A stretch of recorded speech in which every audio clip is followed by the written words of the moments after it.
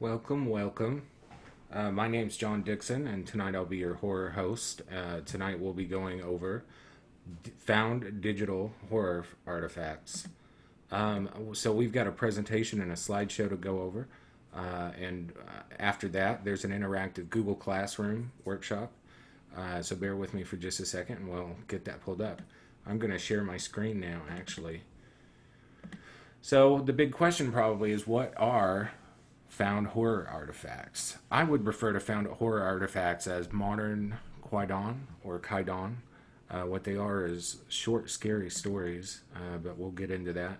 Kwaidan were popularized by Lafcadio Hearn, a Japanese and Greek immigrant to Japan. He collected Japanese folk tales, ghost stories, and wrote them down and I think that was a big precursor, or at least the first literary representation of horror, as far as collecting urban legends and things like that. So I would refer to these as modern kwaidan in the digital age, or found horror artifacts. The digital age is one awash with thousands of intrepid adventurers who've stumbled into situations they regret being in. Human nature itself is to confess, to tell our stories and our experiences, even if conventional wisdom defies our experiences.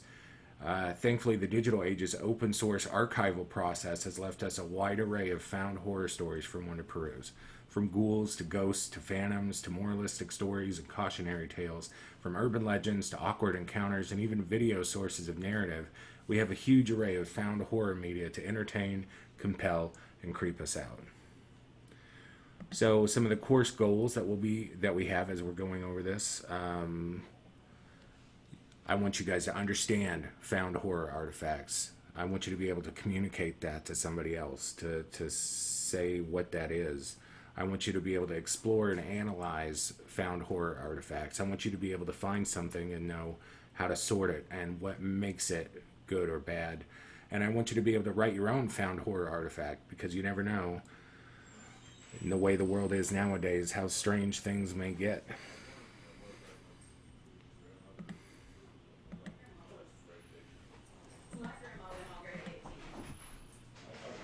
So there's a Google Classroom component part of this. You can sign up for the class at the link below.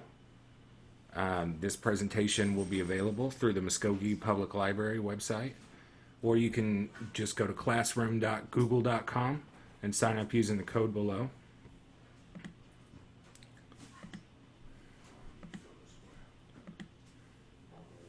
All right. Next, we'll be moving on to defining found horror artifacts. So I've already talked about that a little bit, but this is going to be the part where we essentially go through and talk about each individual thing. So found horror artifacts are what I would essentially call digital kwaidan. What exactly does the word kwaidan mean, though? Kaidan, sometimes transliterated kwaidan, is a Japanese word consisting of two kanji: kai, meaning strange, mysterious, rare, or bewitching apparition, and dan, meaning talk or recited narrative. So in the West, we mostly know the origins of kwaidan through Lafcadio Hearn, and through basically the past myth of the Hyaku Monogatari Kaidankai. So Lafcadio Hearn, he was a foreign-born Japanese writer and folktale collector. He chronicled the culture of Japan for Western audiences. One of his most famous books was Kwaidan, a collection of ghostly tales. If you go to the Google class, you'll see actually a link to that for free. Another interesting thing that I think it'd be wise to bring up is the Kaidankai. It's an old Japanese tradition where a group of samurai would gather together and light 100 candles. As each samurai told kaidan, they'd blow out a candle one by one. When they finally got to the end and blew out every candle, supposedly a spirit would be summoned. This was a very popular party game back in the Edo period. So, and if you'll notice, there's the candles here, and then there's this would be what's referred to as a yokai, or as a spirit, basically, in Japanese. So let's look at more modern kwaidan. Okay, or kwaidan. There's a few modern kwaidan archivists who collect weird tales. One of them is Saya in Underworld. She runs a blog dedicated to translating Japanese found horror tales from the internet.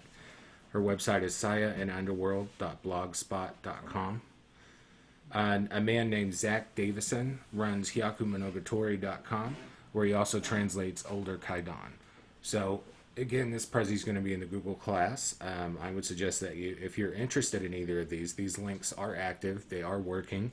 There's an amazing list of short, scary, presumably true, maybe urban tales that are collected there. Basically, they're short, creepy stories. And also, I would be remiss without talking about the fact that kwaidan, or collected digital archives of kwaidan, are one of the origins of what some people refer to as creepypasta. I call it pasta. I think the pronunciation is creepypasta. I wouldn't, I wouldn't wager a bet that I'm pronouncing it right. But so urban legends and ghost stories have been passed down from person to person for generations. Along comes the internet. About early 90s, weird stories start to be shared and archived digitally. They're read and reread. They're passed along over social media like the original Folktales were, from mouth to mouth. The arguably nicest part of this, and the part where my interest lies as a writer, is the blurring of the lines between rational and irrational, and the real and the supernatural. And for that, I want to get into talking about subjective reality. A big draw of found horror artifacts is the fact that they're presumably true, or there's elements of truth to them. There's this liminality that exists in the stories where you're in this space between the real and the unreal. That's part of the draw of them. The art of storytelling is one of relaying perspective or an individual's perception of experience. Found horror artifacts commonly blur the line between rational reality and subjective reality, positing that the unreal was experienced in some form. Usually that's left up to interpretation as far as what a person's takeaway is. Regardless of social norms or scientific data or the materialistic paradigm that we exist in, personal perception on lived reality is strong enough to overcome the suspension of disbelief that shows up. But that's only if the writing succeeds. In other words, if you have a great piece of writing, that can be the difference between allowing your reader to understand it, experience it, or maybe feel some sense of terror from it. So anyway, that's really sort of the history. And I think there's a bigger thing to talk about too that I want to get into later on when we get to alternate reality games. But and that's, where is your value, or what's your ethical responsibility as a storyteller whenever it comes to portraying the truth? And I think everybody's going to have a lot of different opinions on that. I know I've got my particular opinions on it, but we'll discuss that here in a bit. You have to excuse me because I'm not used to Prezi and we're going backwards through everything. All right, there we go. Back to. Now we're going to actually look at artifacts, okay? So starting from the right, found horror artifacts are digital stories in one of a variety of multimedia formats, which are supposed to tell a true story. And again, that brings us up to that ethical dilemma. As storytellers, if in order to make a lasting impact on the reader, which, let's be honest, that's what readers are after. They want a lasting impact. They want that trickle of fear down their spine. They want to be able to imagine, if just for a moment, that their world is larger than it is. They want to see the things hidden in the narrative in the real world. That's why people seek these stories out. So do you have a responsibility? Even though I'm presenting this as an art form, I feel like it's very important to talk about the responsibility that lies as a storyteller on whether or not you should, on how to frame this, right? I think there's an old adage that or it used to be, nothing you see on this website is true, and if you believe it is true, fool on you, right? But I think that part of the thrill or the allure of it is a half belief, that open, accepting, sort of agnostic promise that there might be something out there. And it's difficult to straddle that line. Sometimes the line isn't straddled. In the case of, you see Slenderman here, in the case of Slenderman, there's some stories that take off and they start to develop a mind of their own. Where they end as fiction and begin as reality is dependent on each individual person. I mean, if you consider the storyline of Slenderman, basically is that he's a thought form capable of replication. Well, I mean, that's really sort of a scientific explanation on why we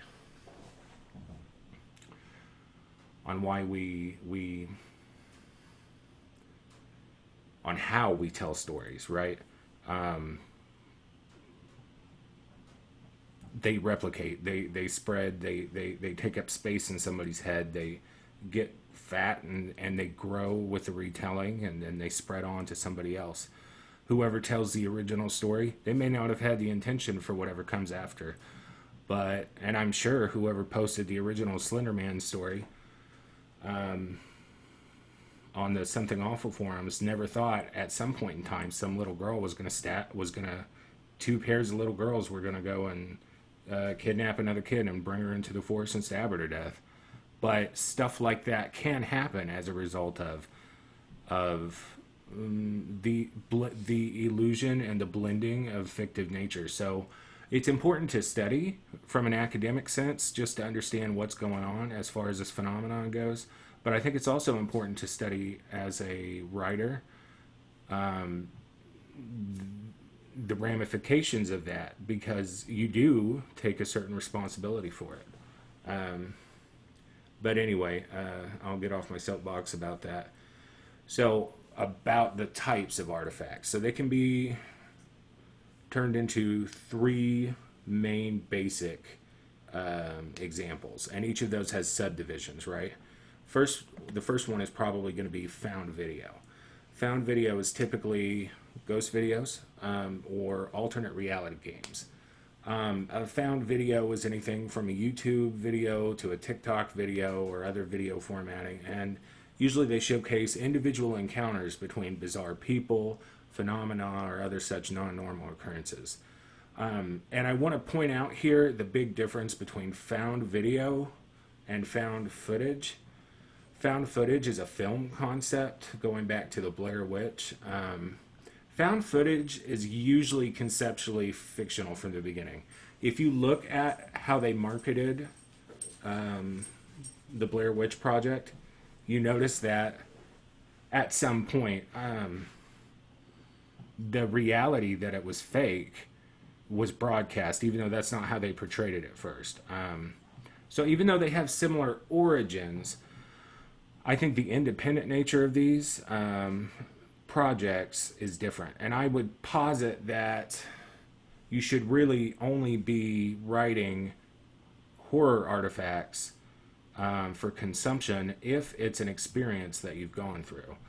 And I think that's the dividing line, and the difference is a ghost video theoretically is capturing a manifestation that actually happened to you or that you were experiencing, though clearly there's going to be fakers and people who are in it for money. But I think that you have an ethical responsibility to ensure that the boundaries of truth and fiction are, if not talked about on one point or another, sort of plainly stated. And to circle back around to my previous point, I'd say found video is different than found footage. Found footage is usually scripted, even though, anyway, so they've diverged at some point. So there's plenty of great found footage films, but that's not what this is about. This is about internet artifacts, right? So, and I think that's a big difference too, is where you find them. These are usually made and shared for nonprofit reasons, right? I would not necessarily place, let's say, Ghost Adventures or Ghost Hunters in the same thing as a ostensibly true ghost story or true ghost video. And there's always going to be that line there that separates, fact and fiction. The same thing is also true depending on what your beliefs are. Each individual person is going to have a line in the sand where their belief runs up to. Sometimes it's cultural mores, sometimes it's your own individual belief system that'll essentially draw that line in the sand and tell you whether you should or shouldn't, take something with a grain of salt or not, right? So, to move on, ghost videos. Ever since the 1970s, found ghost videos range from popular ghost hunters, such as the Warrens, who are, a pair of famous, I don't necessarily want to say ghost detectives, maybe exorcists is the right word, or investigators, who studied the Amityville haunting, and they've had some good press, they've had some bad press, and really the line is still wavery there, depending on who you are and where you approach from. How much of it is the truth, how much of it is perception, how much of it is abject reality. And I think when you write about the unexpected or the weird, especially in a true circumstance, I think that's always a question that's going to be there. And that's going to be the central thing is, what's the line? Where do I cross it? Where does suspension of disbelief stop? Well, anyway, as far as ghost videos go, there are a ton of YouTube channels out there. There's TikToks where people share their own individual stories. I think a really good video for this, and you can watch this. I'm not going to play this for the presentation, but I will play it later on, or you can watch it later in the Prezi when you load it on your own.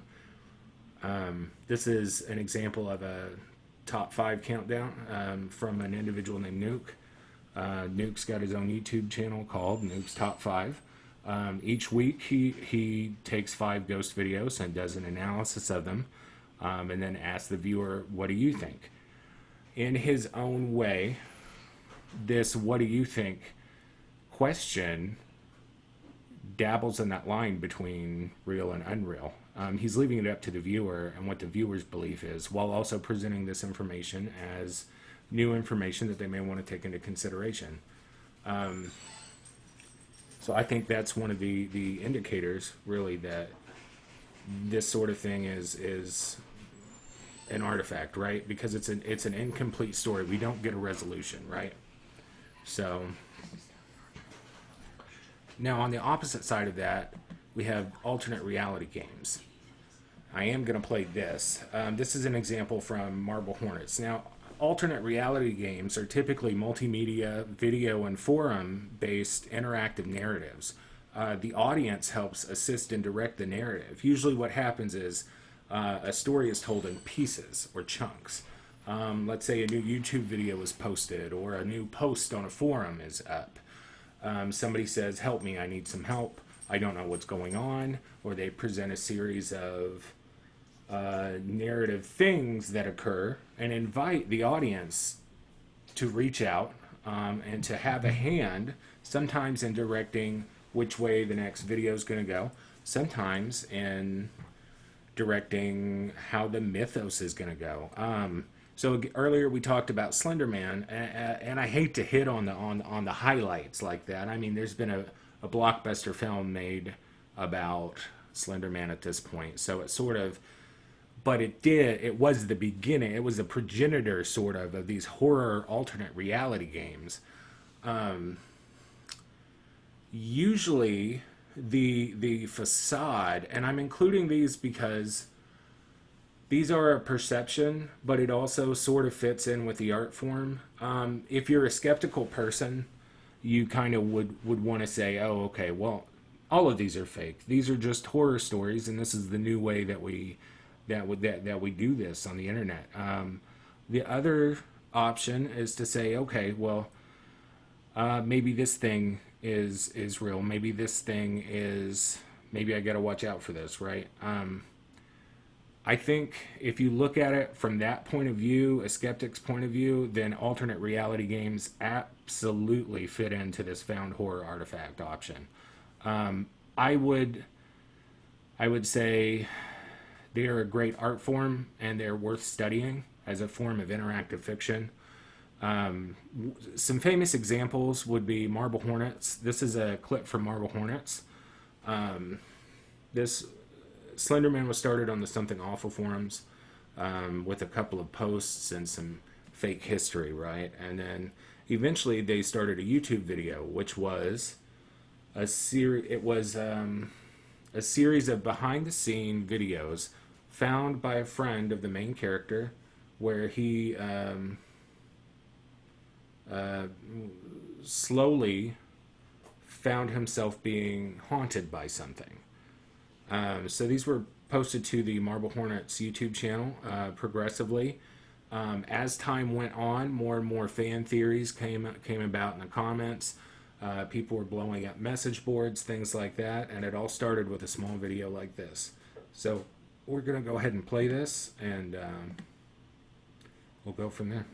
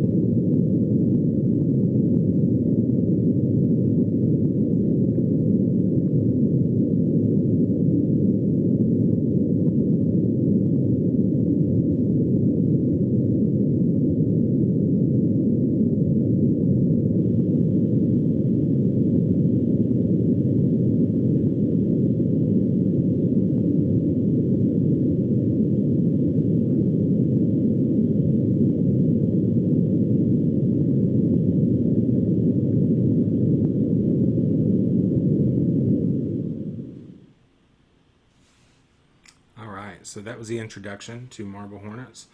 What soon begins as a random series of uploads from a spooked friend quickly turns into a bizarre story.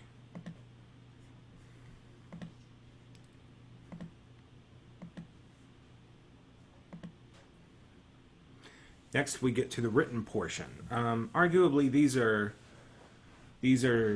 would be different from Creepypasta. Creepypasta is pretty much, you can tell that Creepypasta is absolutely fake, right? The testimonial, on the other hand, there's some wiggle room, there's some leeway in there. So testimonials are written, and there's a lot of different sort of testimonial stories. I want to apologize in advance because of the nature of this workshop. One thing I did not specifically mention, because it's broad enough to be its own category, are the encounters with cryptids sort of testimonial. That's big enough to be its own subject, which is part of the reason I didn't touch it. I'm sure everybody's heard of Bigfoot, they've heard of Nessie, they've heard of a Bobo. I'm not sure if that's the name, but it's a Nova Scotian lake monster. And and the Yeti, Sasquatch, that sort of thing. Again, like I said, we're not really going to get into that other than what we just did. Testimonials, if you're looking for definition, are usually first-person written accounts of weird, bizarre, or paranormal encounters. These are usually self-contained stories, and they will range wildly in subject matter. So probably the most reality-based would be encounters with humans. So encounters with humans usually describe weird, cult-like, or violent tendencies in one-on-one encounters with individuals. These are usually escape tales. The individual is in a terrifying situation and needs to find their way out. There's a usual pattern to these that makes them artifacts, and the pattern is just like in real life. There are events that happen, but there may not be a circular resolution. That's just how life is, and that's part of what makes these so intriguing. Is they feel like snapshots or glimpses into a person's life. A lot of these, likely, I would say, I have no percentage. I have no way I can possibly tell. My gut hunch would be that a good 65-75% of these might be true. They all deal with human beings. But people tell stories for a variety of reasons. Some people want to see what they can do. Some people want to see what they can make people believe. A really great repository for human encounters is called Let's Not Meet. It's a subreddit on Reddit. And if you look at the Prezi, there's a link for somebody's encounter with a serial killer. Very terrifying, creepy story, which also goes so deep into this person's life. It adds an element of, because the main character is fleshed out in this one, it adds a lot of depth. The main character in this particular short story they are not the best person. They're dealing with drug abuse, and which is why they got into this situation in the first place. I would suggest you read it as just with the trigger warning that it's that it's like everything here, a little terrifying. The next step would be encounters with the unknown. And I want to classify this as different than hauntings. There's a different sort of narrative feeling between encounters with the unknown and hauntings or true ghost stories. Encounters with the unknown are more wide-ranging narratives. They are more, not necessarily, there's a question at the end because oftentimes the author won't know what they experienced. I would counter these as mostly monster-based or dream-based, apparition-based, that sort of thing. The narrator usually tells a story about a situation and it's implied to be paranormal in some way, although it may not be outright stated.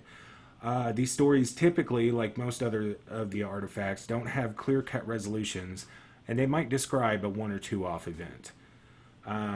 So we talked about the Something Awful forums.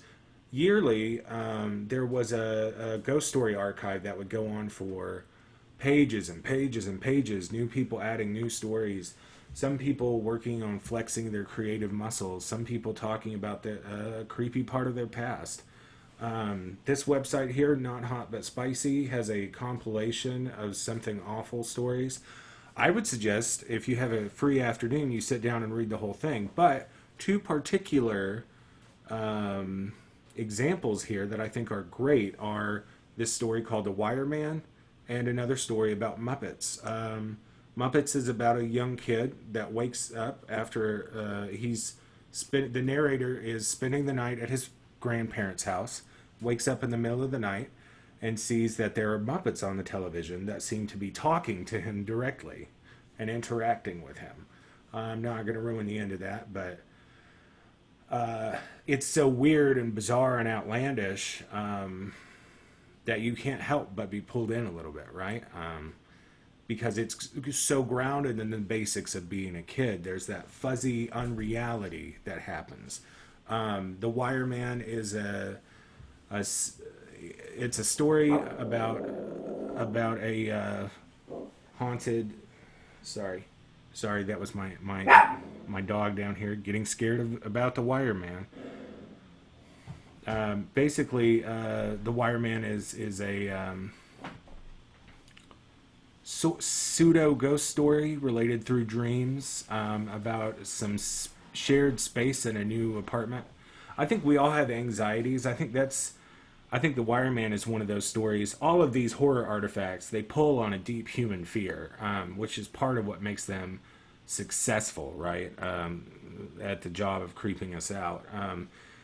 I think there's some apprehension with getting used to a new place and understanding the ins and outs of it, getting a feel for the energy. If you're a woo-woo person like me, sometimes it's like there's a spirit of a place. Whether that's an actual ghost or whether or not that's just the energetic intelligence behind the house.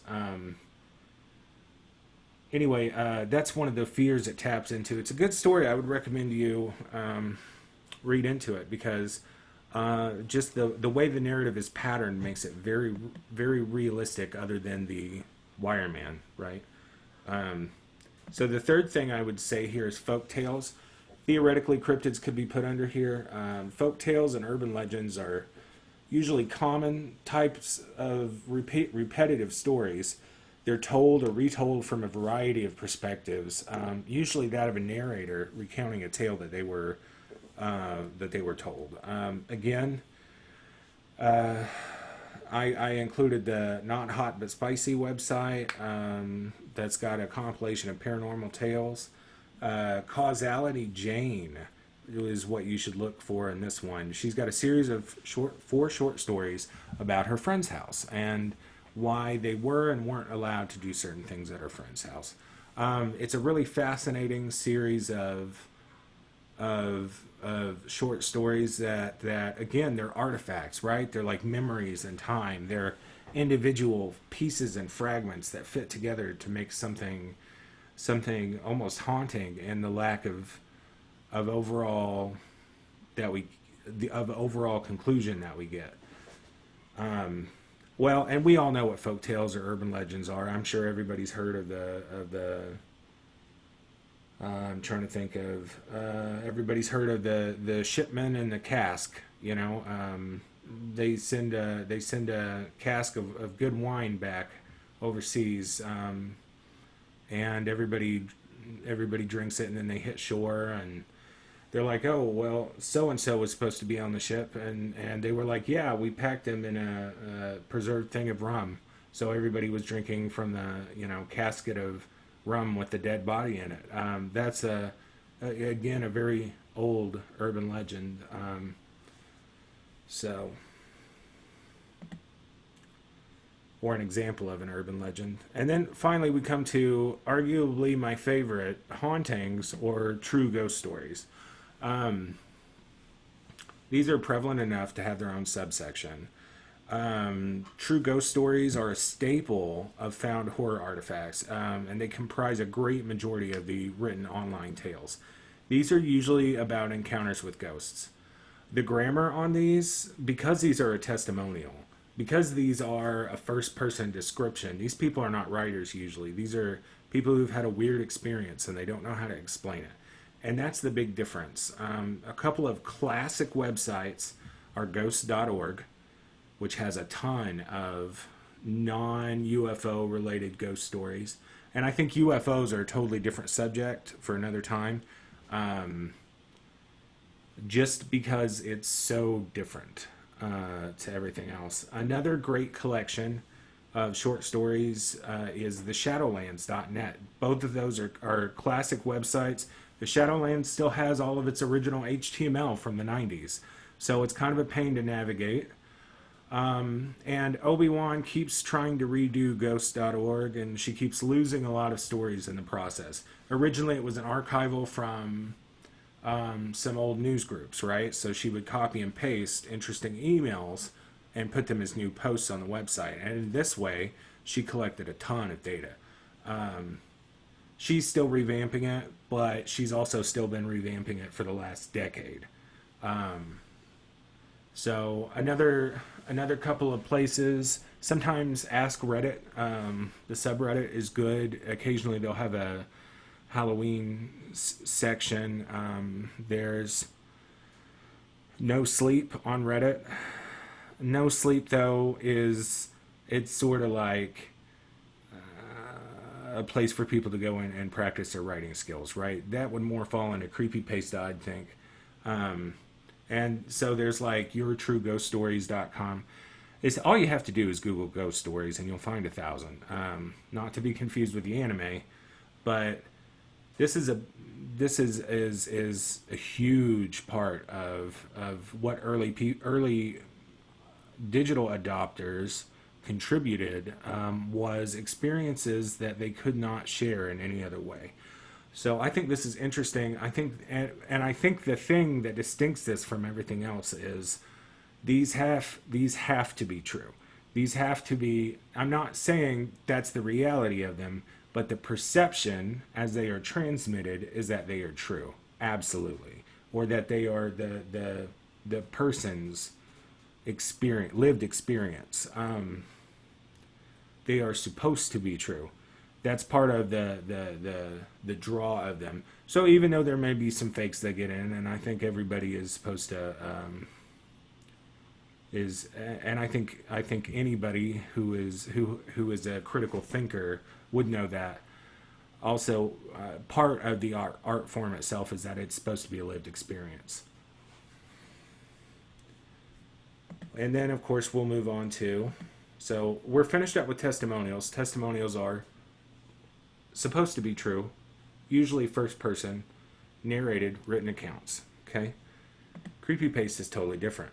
Creepypasta are short, terrifying tales. They're like, I would say mini horror short stories.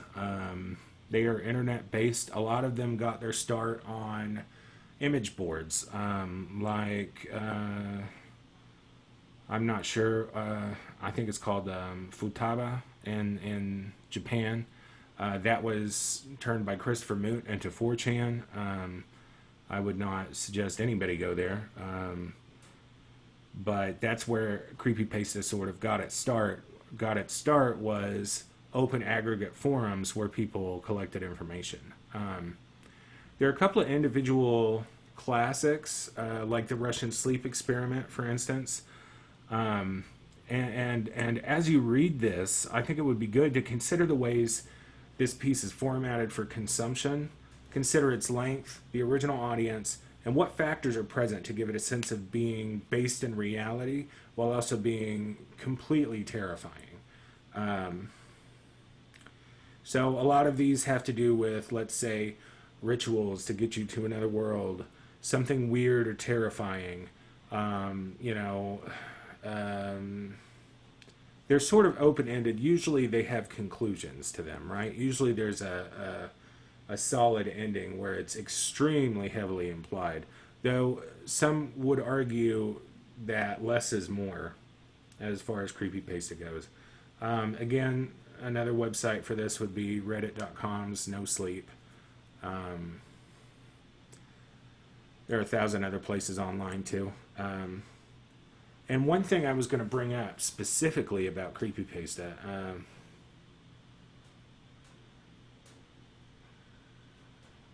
no, I lost it. Must not be important. So these are the three kinds of artifacts, okay? Now, I know that wasn't a whole lot, but that was just a broad overview. Really, half the fun of this is the interactive portion. And like I said, there is an interactive portion. Under writing assignments, you're going to find some basic things to think about. These are sort of just a basic overview, okay, of different things. It says, what's a weird story that you've experienced? What's a strange encounter you've had that can't be explained or rationalized away? So consider the process that a writer might use for this. Number one, you want to brainstorm. What would be weird enough to fit into a context like this? What has happened to you personally? Is there any event that you've been through that you can't explain? A memory from childhood, something that you, maybe an encounter with a neighbor that sort of set you on edge. And you want to think about your platform. Where's the story going to be best put? Would this be better as a found footage thing where I'm reenacting it? Should I have this as an interview? Is it an act of haunting? Maybe that would be a great YouTube video. Or maybe you could film something strange that happens in your house, like a disappearing hand watch, and make a TikTok video about it. And then, of course, the writing, the composing of it, the filming of it.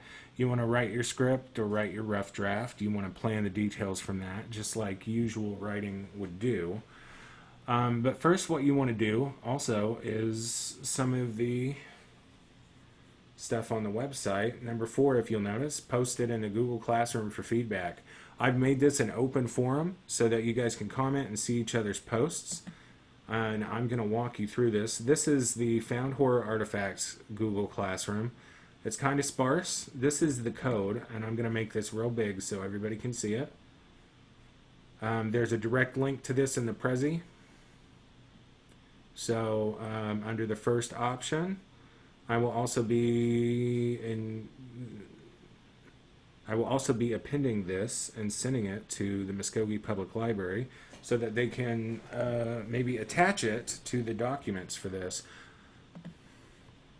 Anyway, under classwork, we have our lesson plan syllabus, the Prezi that we've gone over together. That way you can go back and click on the different links to do some research, find some stuff on your own, that sort of thing, okay? We've got 4 major assignments here. I intend on giving you guys some freedom to do this and comment on each other's posts. This is completely optional, but I don't know about you. I like a writing portion, and I like an online writing portion so I can get feedback. One thing I want to be real clear on is this is sort of an open forum for whoever attends the workshop. Everybody needs to be polite and respectful to one another. If you're going to comment on somebody else's post, it needs to be in a constructive format. There's a difference between constructive critique and brutal, vicious takedown. You will be blocked from the class if there's overt rudeness or personal attacks on another student or workshop attendee. So for the brainstorming, you basically want to pitch a platform and an idea for what your horror artifact is, okay?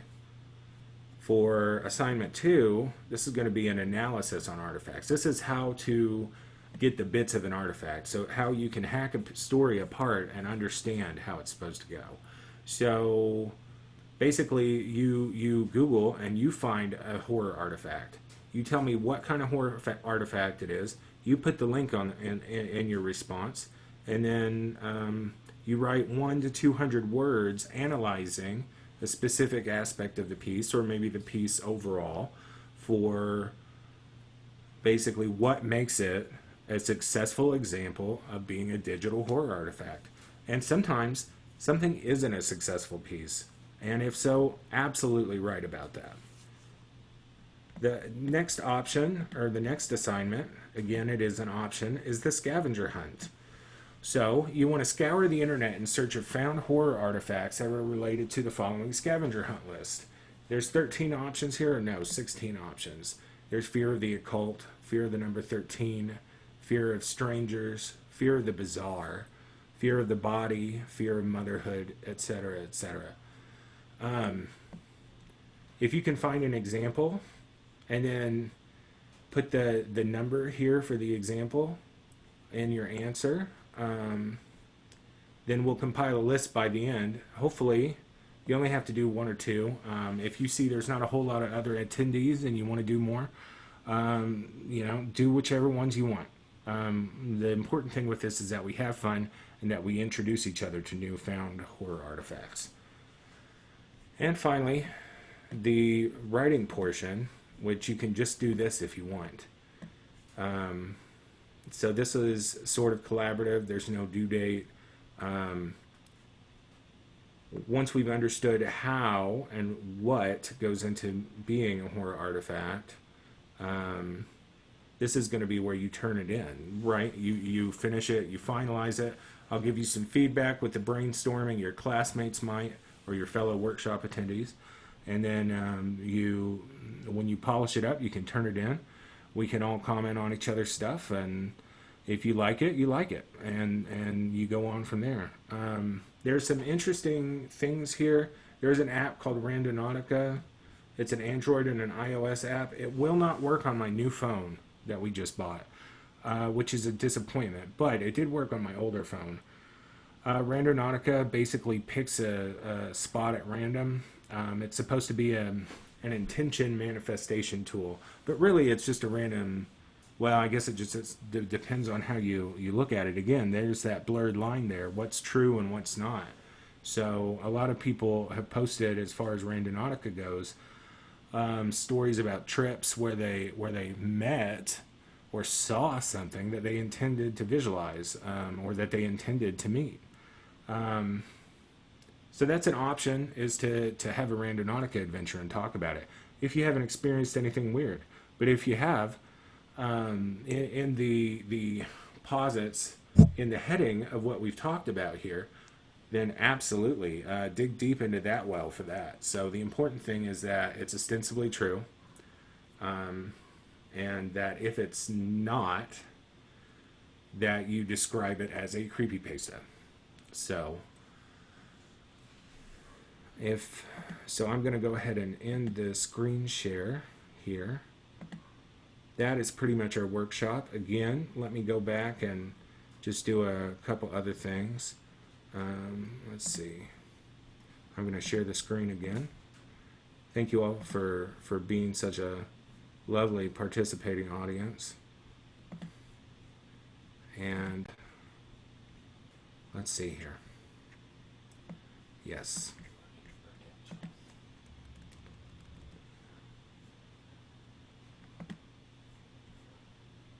All right, so again, this is the class code, BPHCJD6.